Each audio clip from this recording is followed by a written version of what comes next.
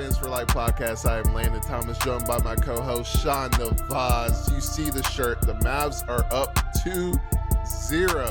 The comeback Kings has been the story.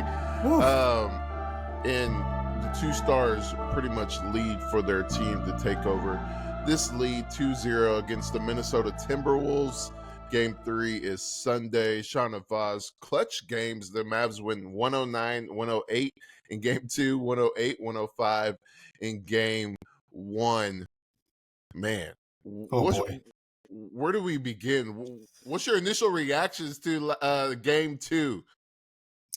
Luka Dončić, Bravi MVP, man. Like that's like what more is there to say? What more is there to say? I mean, there's a lot that unraveled in Game 2. I mean, to be down that much at halftime. What was it? 12 down at 18 halftime, and then cut it to 12 at halftime, 18 which was in the huge, first half, right? Which was huge. And let's not forget, Dallas was down 16 at halftime to Oklahoma City just a week ago, and came back to win. So it's a stark contrast to what we're used to be able to look at a score and the Mavericks are down and to still have some sense of confidence and say, game's not over.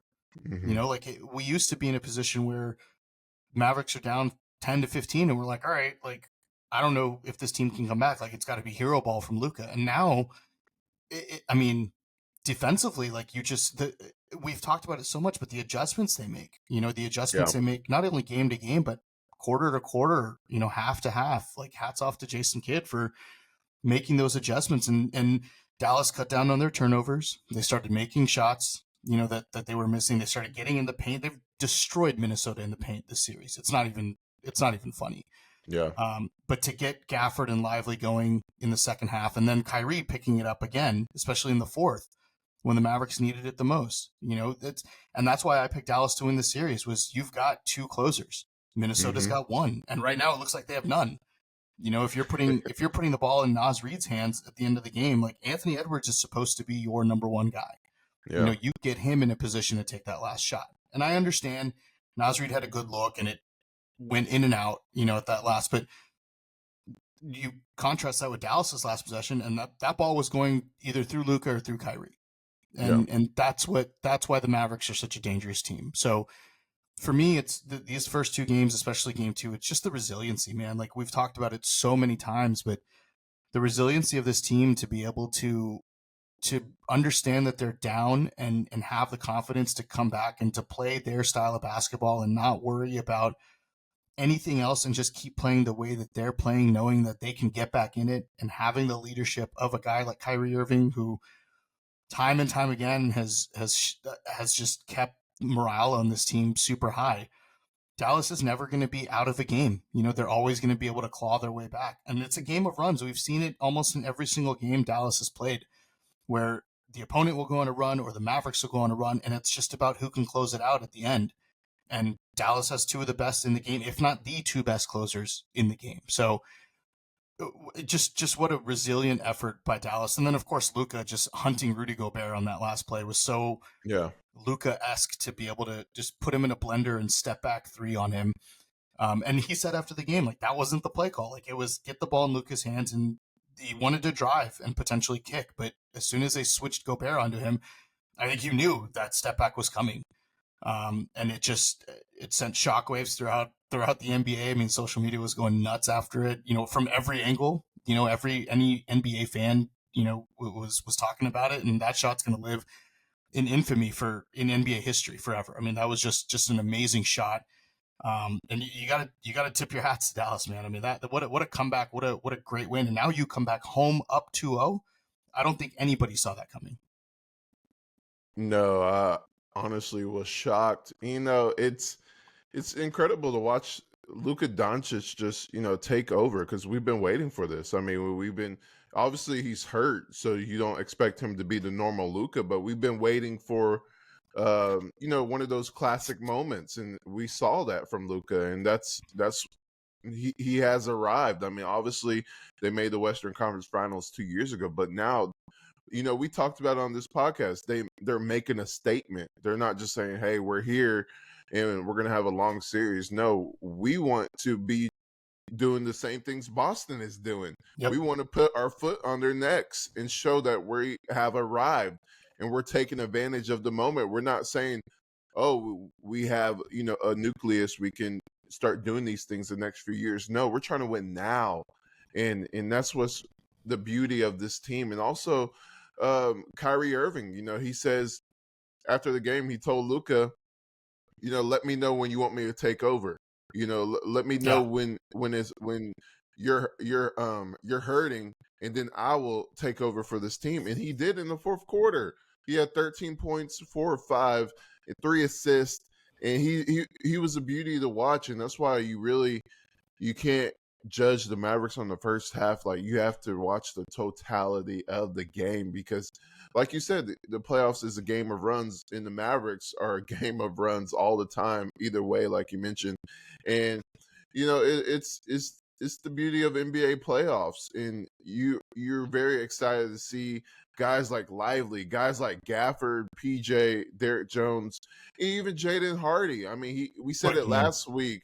He had 8 points. He had 1 turnover, one assist, but like, you're seeing the maturity build over time. Maybe he can grow into that third guard for next season, the way he's playing, because the Mavericks need a third guard, and Jaden Hardy has really stepped up to the plate.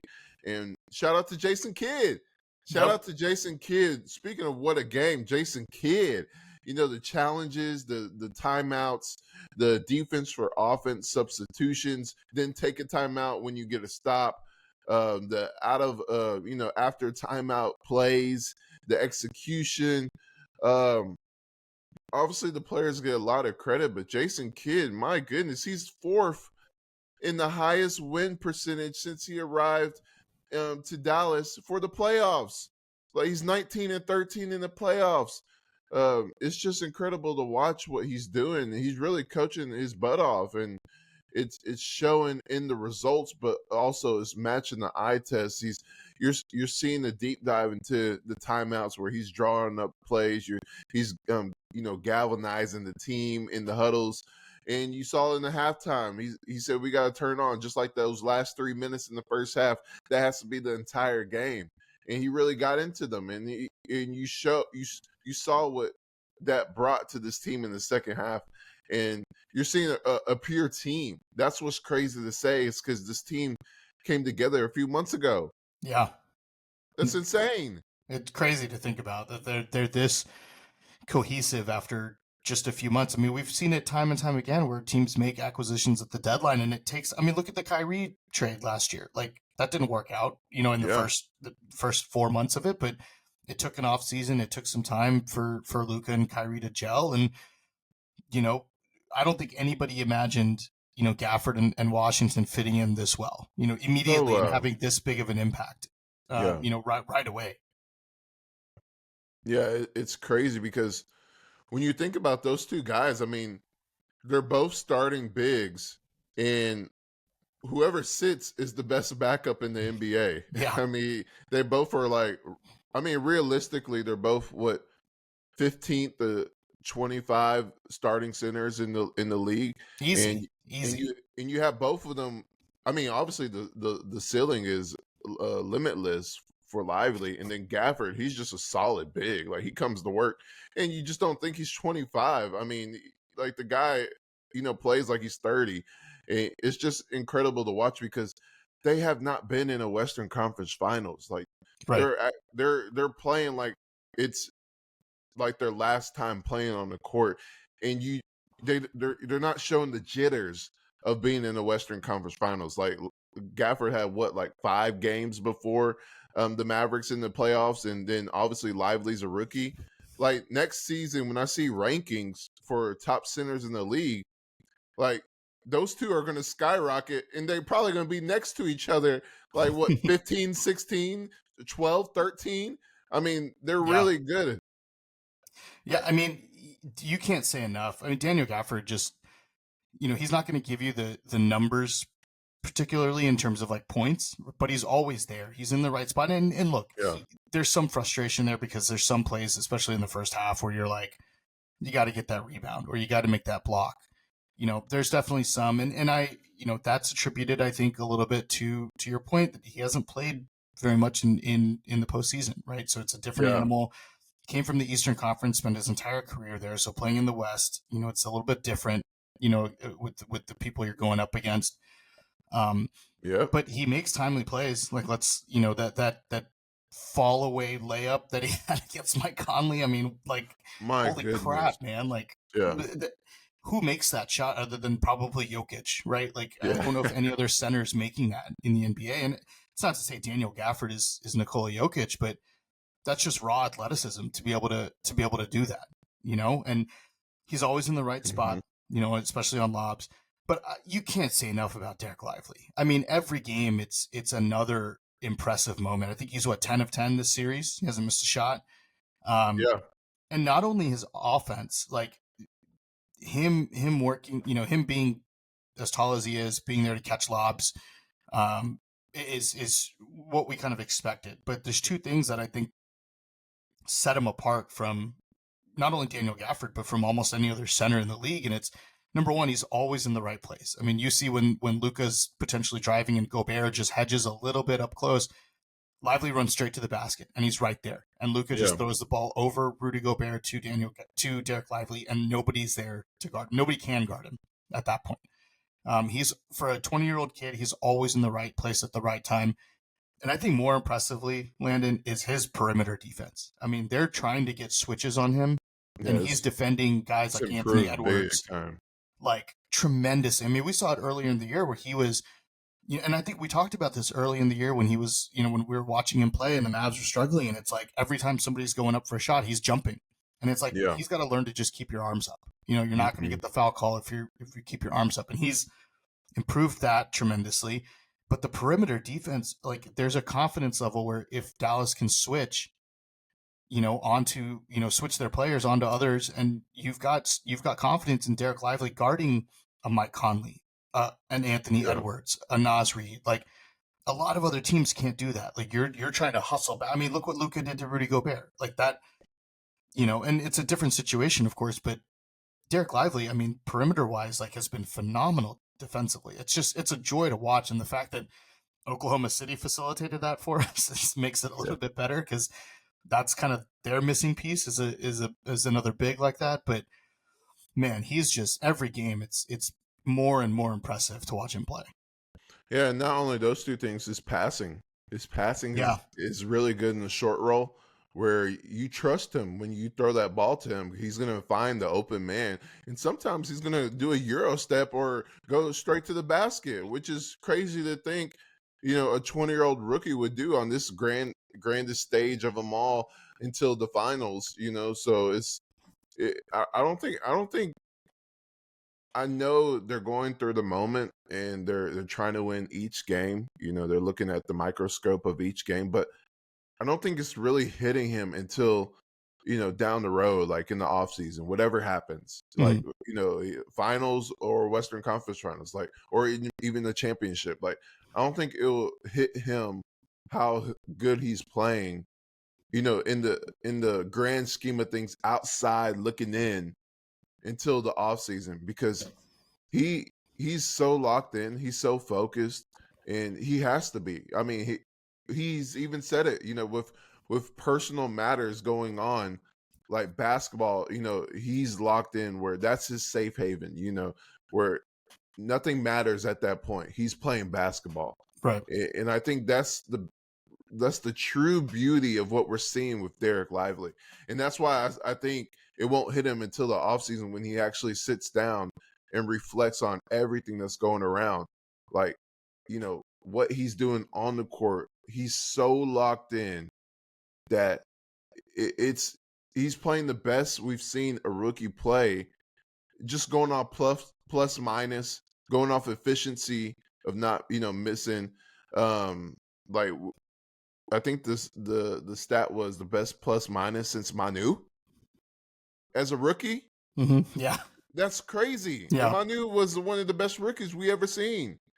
So in the playoffs, and that's what's scary to see, is this is the worst he'll ever play. Like, he's gonna get bigger, he's gonna get stronger, his IQ is going to get better just going through the experience of these type of games, these high intensity moments, what to do, and like you said, what not to do, always be in the right spot. But in these type of games, it's just crazy. Even Luka said his ceiling, he can't even describe how big his ceiling is. And that's what you try to think of a comp for Lively.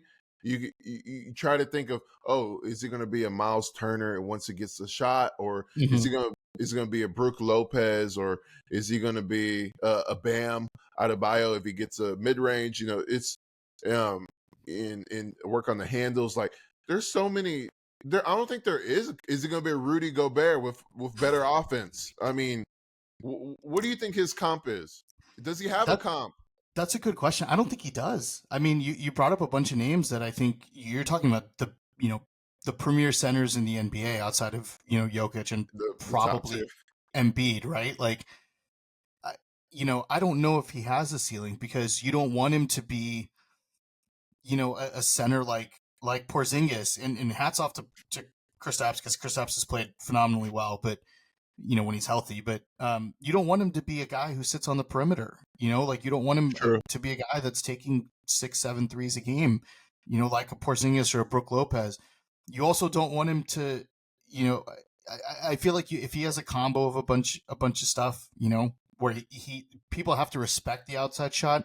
Yeah. Um, that's kind of beneficial. But the way he just dominates in the paint and the way he's there to catch lobs, I don't know if I mean, I'm thinking Joel Embiid, but like Embiid doesn't have the athleticism that Dereck Lively does. Like Embiid looks like he's like treading through mud every time he got the ball, And Embiid Yeah.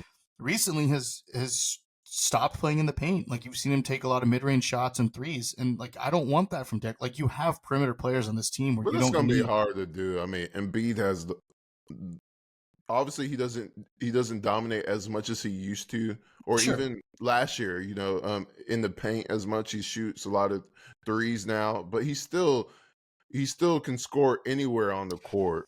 agreed. And I'm just saying from the perspective of what the Mavericks need, I don't think they Mm. need Dereck Lively to be Joel Embiid. I'm saying Oh, gotcha. Yeah, if yeah, you put Dereck Lively on another team and let him develop and let him, we've seen his outside shot in practice, right? Like yeah, dude can hit threes. We saw it at the combine last year.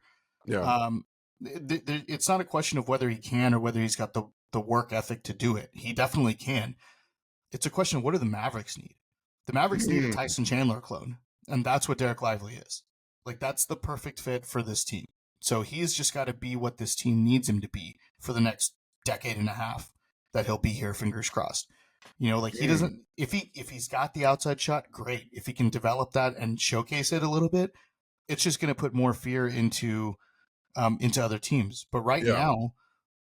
right now you're seeing what the issue is, what Dallas couldn't do against Golden State a couple years ago. And it's the threat of Luka driving. Luka can now play outside, and the fact that you've got so many good perimeter players like a Luka Dončić and a Kyrie Irving and a PJ Washington who can all knock down shots, they've got to help. Like teams have got to help, and that leaves the paint wide open. And Lively and Gafford are in the right spot at the right time to be able to A, catch those passes, but B, offensive rebound. Like they've done a great job. And the way they run the floor on defensive rebounds, how many times have we seen Luka make those full court heaves to somebody Yeah. and they're right there, right? Those two players have just such an insanely high IQ to be able to understand what this team needs that you don't need them to be something that they're not. That is true. I mean, you have a point there. You want to see him grow into and be that Tyson Chandler, be that defensive player of the year, be an all-star as a center. Um, but my thinking is obviously that works now and that works the next Mhm. couple years, but once he starts reaching, 23, 24, I would want to see his game expand. I wouldn't want to see him be in a box like DeAndre Jordan, like Sure. just catch lobs, rebound, play defense.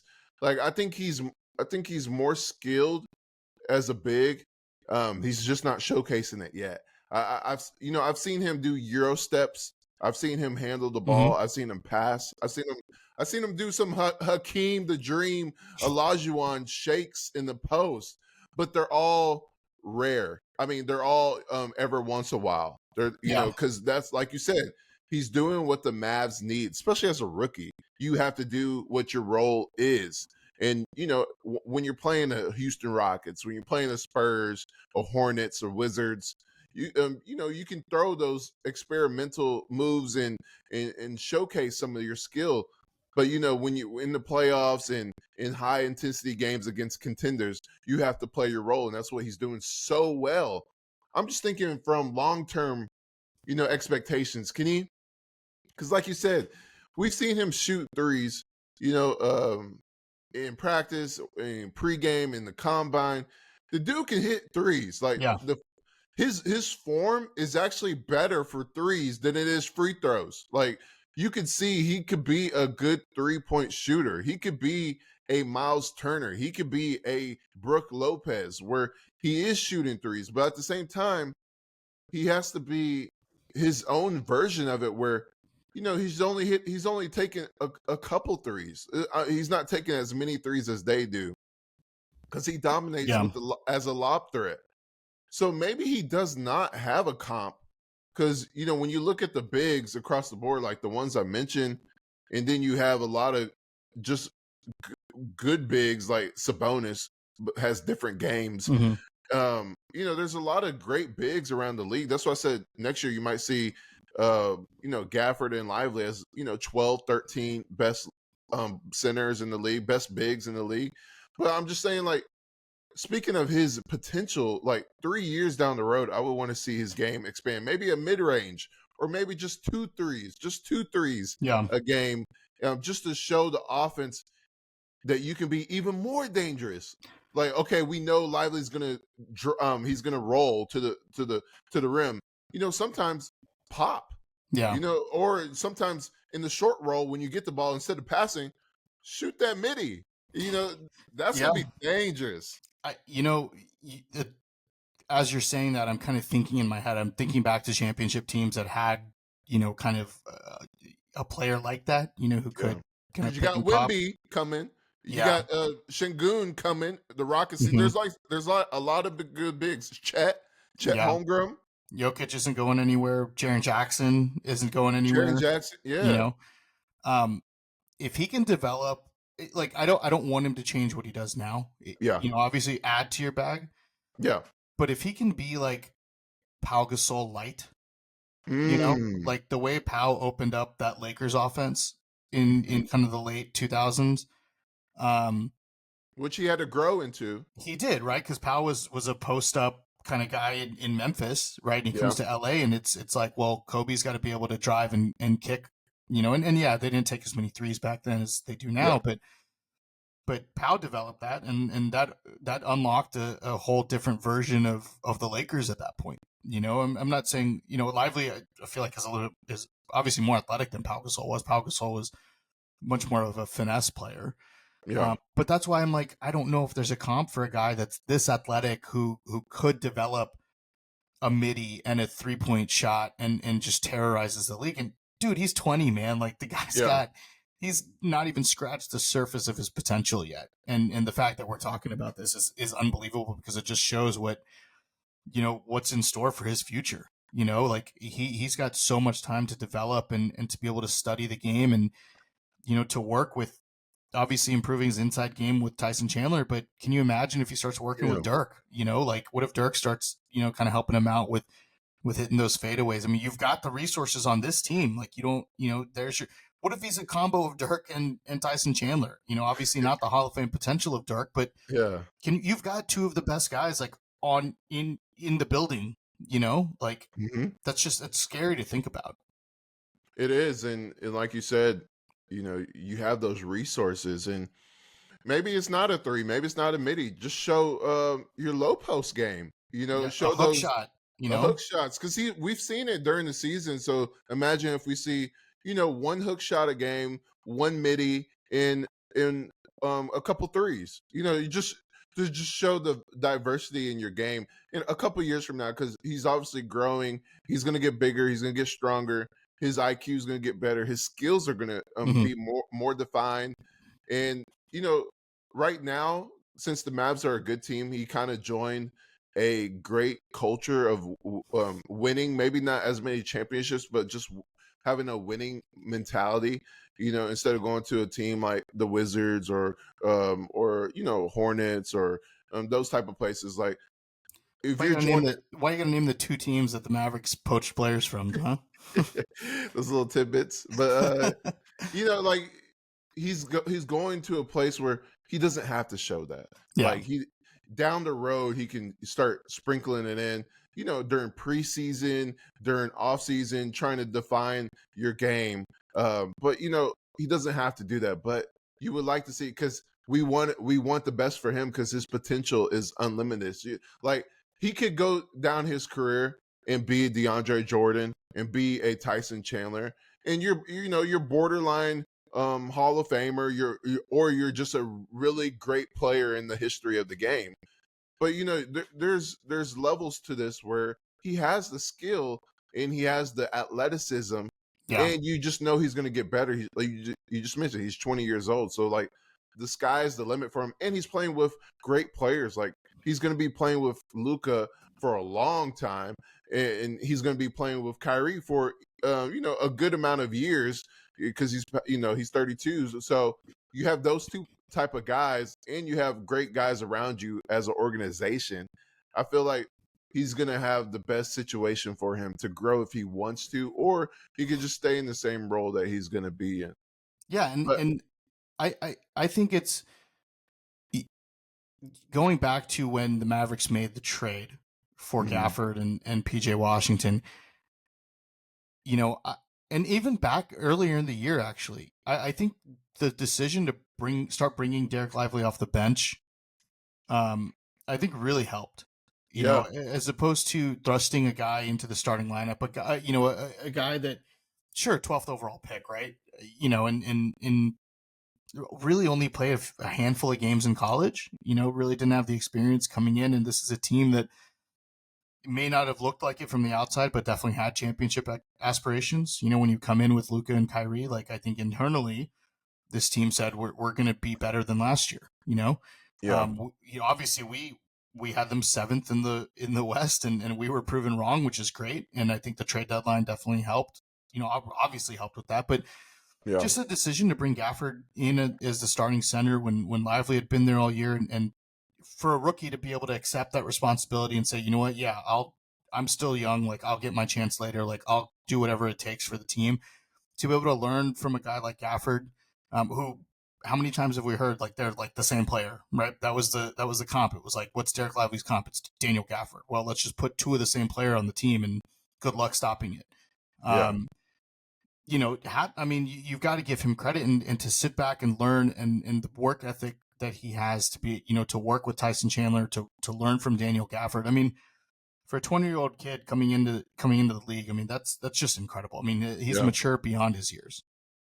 He really is, and um, lastly on this point, you mentioned it. He was a rookie. He started most of the season until the trade deadline, and that's a lot of pressure. But he honestly didn't have much competition for that job. I mean, they could have went the Yeah, safe route with Powell, but just for a mindset of having someone better than you. He really didn't have someone better than him on the team. Like they needed him, to be honest. So it's like when you bring in Gafford, you have someone that's better than you just by a little bit, and they push each other. Like that's the thing; they push each other to be yeah, good when they're on the court. And if one of them is slacking or one of them in foul trouble, which is a big reason um, why Gafford started, and also like you mentioned, he's a rookie, and it's a lot of they have championship aspirations, but he got in foul trouble a lot to start the game, and Gafford is experienced. He knows what to do on rim pressure, and when to just give him a layup and go down the hmm court.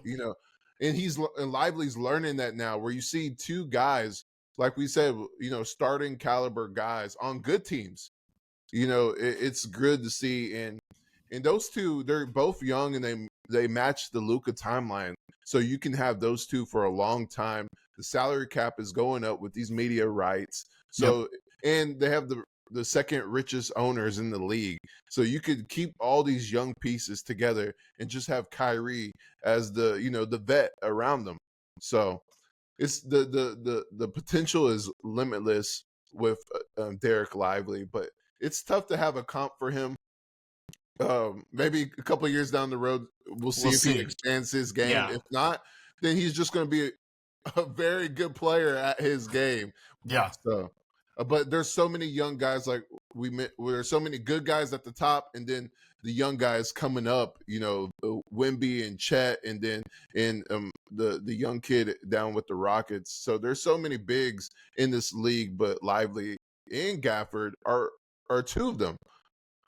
So, Shahnavaz, the Mavs are up 2-0, and they come back to Dallas, and that's a lot of pressure. I mean, obviously, you're feeling good with the percentages like 90% win their series if they're up 2-0.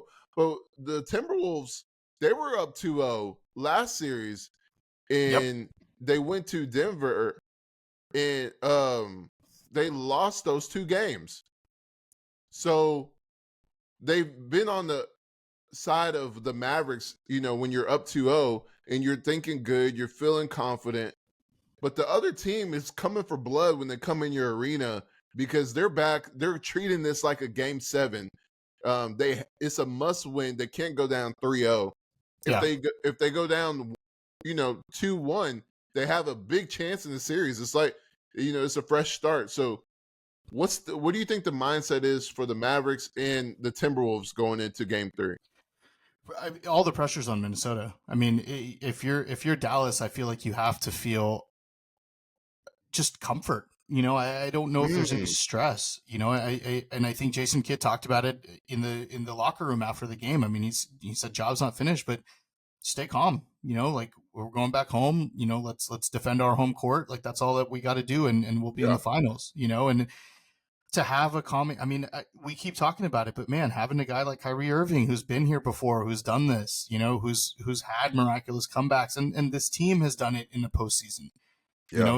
Yes, they lost that game to the Clippers where they were down like 32, but they made that but they were tied or up by 1 at that point. I think it was Game 4, right? So this team has done it before. They've done it in every series they've played this year. So there's a confidence level for the Mavericks where even if you're down, you just play your game and it'll work out. And you have to understand it's a game of runs. And yes, Minnesota was in this position before against Denver, but let's not forget Minnesota won both at home at the start of that series and then went to Denver. Dallas just took 2 on the road, which is very, very hard to do. I mean, if not impossible, to impossible in the NBA, right? This series reminds me a lot of the Denver and Lakers series because the Lakers led like 90% of the time against Denver, but then at the end you had your closers, you had Jokic and you had Jamal Murray, right? And the Lakers didn't. The Lakers were gassed. Their role, it seems very similar to that where Minnesota's led. It feels like majority of the series, but when push comes to shove, Luka and Kyrie have taken over. And that's the advantage that the Mavericks have. And they're doing all this without Maxey, who I think would be critical in this series, especially against a guy like Naz Reid, who you saw hit 7 threes last night.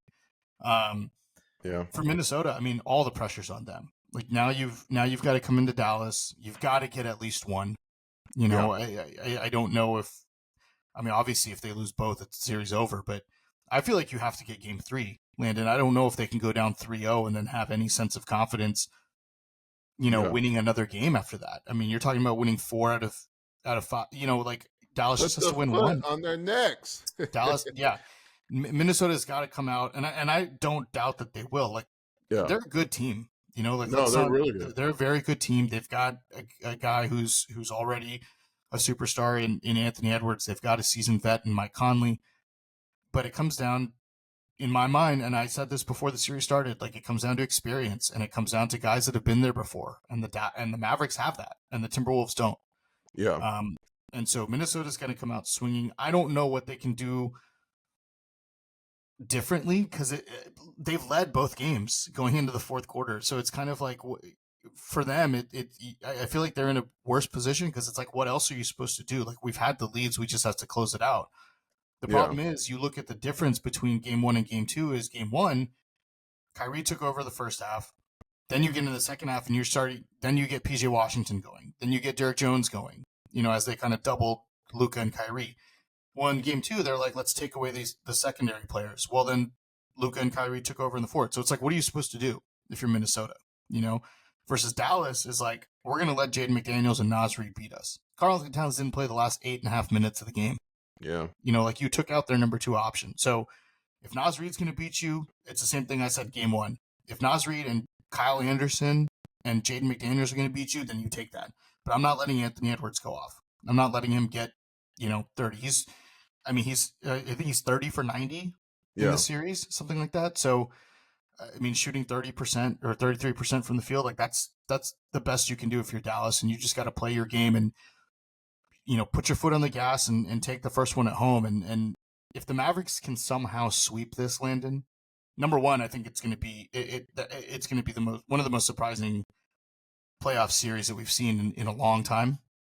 But can you imagine, the finals don't start till June 6th? So a week and a half off, or pretty much a week off for Luka and Kyrie and the rest of the team to get healthy and rest up before the finals start is huge.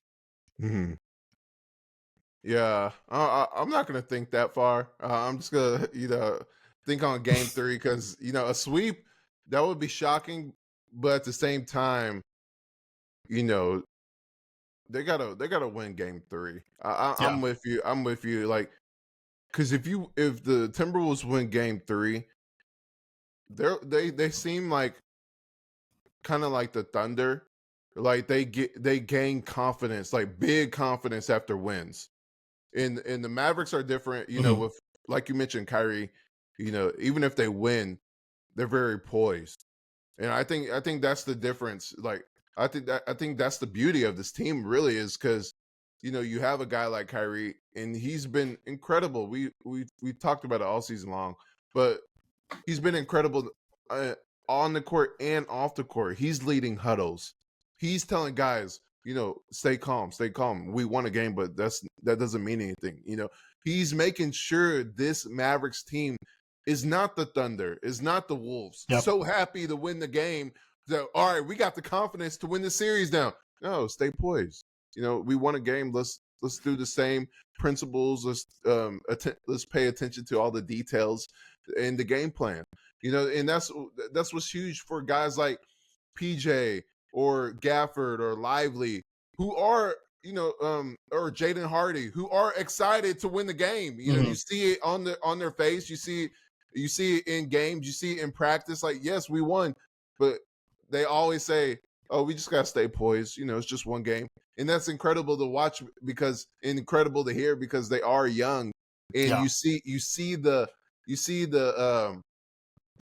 sense of Kyrie rubbing off on them, and even Luka. Luka, a couple of years ago, he would have been excited, which he was, but you saw at the end of that excitement, he's like, "Hey, we still got one more stop. We got 3 seconds." And that's what Kyrie does. Like, you're seeing Kyrie's leadership rub off on these players, because a couple of years ago, Luka had the pressure to be the guy. And Brunson, he had his moments. He would step up to the plate, but you didn't see this type of voice in the locker room from Brunson. You didn't see him lead huddles, lead team. You didn't see him lead timeouts. Like, you're seeing the difference between Kyrie and Brunson. He's doing that with the Knicks. I gotta mention, he's doing that with the Knicks, but you didn't see that with the Mavericks, and that's what Kyrie brings, because the pressure is not on Luka. The pressure is on the team. In a couple years ago, it was on Luka, and he's emotional in a good way and bad way. So Kyrie is there to always bring him back down and say, "Hey, we got this. Don't worry." And I think that's the beauty of the season and also the postseason, which is so invaluable to have. Like, to have a guy, and it feels like we say it every episode, but you see it every game, and it's just miraculous to see a presence like that. who can. I mean, this is a young team. Like outside of Kyrie Irving, like everyone's under the age of 20 or under 30. Excuse me. Right? Yeah, Like Kyrie's the elder statesman. He's 32. Like yeah, but he's been through the ringer. This is we don't even have to talk about his credentials because everyone knows. But to be the vocal leader that he's been and that presence in the locker room, I think gives Dallas an advantage that none of the teams left in the playoffs have. To be completely honest, and I'm not thinking ahead. I know I said the word sweep before. Whether that happens or not, we both had the Mavericks winning the series in 6 and 7 games, right? So I think hmm we both have a sense that they're going to make the finals in however many games. But I think having a guy like Kyrie Irving, who's been through it, who's done it before, is such an advantage to have in your locker room. And we've talked about the psychology of basketball outside of like the skill set that players have, like having that mentality of keeping things calm, and saying job's not finished. You tweeted something earlier and I think I retweeted it and said Mamba mentality, is Luka saying we're not done. We've only won yeah, two, like we've got two more till the finals. That's a Kobe Bryant way of thinking, and who was Kyrie's, favorite player, in the hmm league. It was Kobe Bryant. So that trickle down effect that it has to everybody else, it's unbelievable to see. And if Dallas can they've got to just keep playing their game, and I have no doubt there's been times during the season, especially earlier, where we were like, why aren't the Mavericks playing their style of basketball? Like they're shifting the way they play to match their opponent. yeah, Recently we've seen, doesn't matter what happens, they're going to play the way that they play, and they're going to yeah. keep it. They're going to keep playing the way that they play. They're going to keep doing what they do, and it works out because there's an understanding that it's a game of runs. Opponents aren't going to hit every single shot they take. They've been down at the end of the first quarter, feels like every single game this postseason, Yeah. and they've lost 4 games. It's unbelievable to see the poise and resiliency that this team has, and especially with a bunch of young guys. I mean, you can't say enough about the leadership on this team. That's true. So final words, Shahnavaz, game three. I mean, it's it's tomorrow, and we've talked about how important game three is. I mean, you can pretty much defeat them mentally, Mm-hmm. going up 3-0, or you give them a shot. And like I mentioned, they're just like the Thunder. If they get a win, their confidence is right back. Yeah. Towns, Edwards, McDaniels, like they're a confident team. So if they get one win on your home court, they're going to be confident for game four. So what would you like to see in this game from the Mavericks and just overall in game three? Keep doing what you're doing. Don't change anything. It's worked. Look, like I understand the Mavericks have been down. I would love to see them get off to better starts, especially at hmm the beginning of the game. But man, if they save that for the second half, I'm fine with that because it's worked out. I just think they've got to keep doing what they're doing, stay within themselves.